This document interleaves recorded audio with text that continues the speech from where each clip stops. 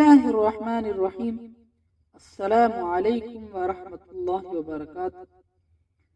علامہ واقدی رحمۃ اللہ علیہ القوی سے منقول ہے، ایک مرتبہ حضرت سیدنا امیر معاویہ بن ابو سفیان رضی اللہ تعالی عنہما نے قبیلہ جرہمی کے ایک شخص سے فرمایا، اگر تم نے اپنی زندگی میں کوئی عجیب و غریب بات دیکھی ہو تو اس کے متعلق کچھ بتاؤ۔ اس نے اپنا عجیب و غریب واقعہ کچھ اس طرح بیان کیا کہ ایک مرتبہ میں ایک وادی میں گیا تو دیکھا کہ لوگ بنی عذرا کے حرب نامی ایک شخص کا جنازہ لیے جا رہے تھے۔ میں بھی ان کے ساتھ چل دیا۔ جب اسے قبر میں اتار دیا گیا تو میں لوگوں میں سے ایک طرف ہو گیا۔ مجھے اس شخص کی موت پر خود بخود نہ جانے کیوں رونا آ رہا تھا۔ میری آنکھوں سے سیل اشک رواں تھا۔ مجھے کسی شاعر کے چند اشعار جو عرصہ دراز سے یاد تھے لیکن شاعر کے متعلق معلوم نہ تھا۔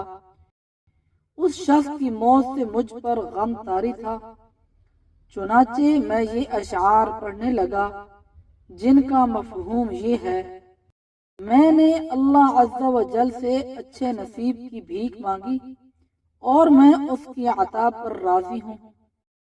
جب بار بار آسانیاں ملتی ہیں تو تنگی بھی قریب ہے۔ انسان جب دنیا میں ہوتا ہے تو خوشحال اور قابل رشک ہوتا ہے، جب قبر میں پہنچ جاتا ہے تو زمانے کی تند و تیز ہوائیں اسے زمین میں چھپا دیتی ہیں۔ موت کے بعد اس کی قبر پر ایک مسافر تو آنسو بہاتا ہے، حالانکہ وہ اسے جانتا بھی نہیں، لیکن مرنے والے کے عزیز و اقارب اس کی موت پر خوش نظر آتے ہیں۔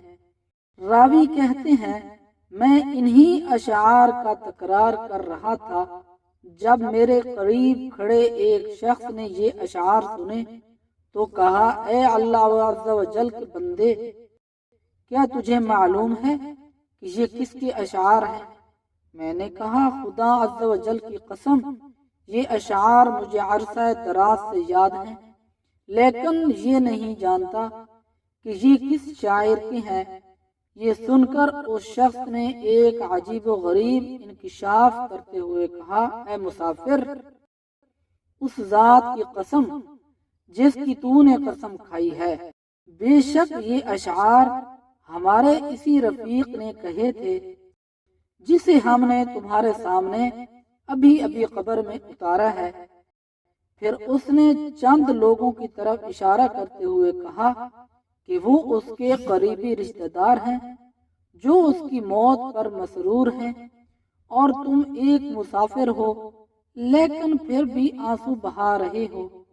آج بالکل ایسا ہی ہو گیا جیسا اس نے اشعار کی صورت میں بیان کیا۔ مجھے اس عجیب و غریب بات سے بڑا تعجب ہوا۔ ایسا لگتا ہے جیسے شاعر کو اپنی موت کے بعد کا علم ہو گیا تھا کہ میرے ساتھ یہ سلوک کیا جائے گا۔ پھر اس شخص نے کہا، اے امیر المؤمنین رضی اللہ تعالی عنہ، یہ واقعہ میری زندگی کا سب سے عجیب و غریب واقعہ ہے۔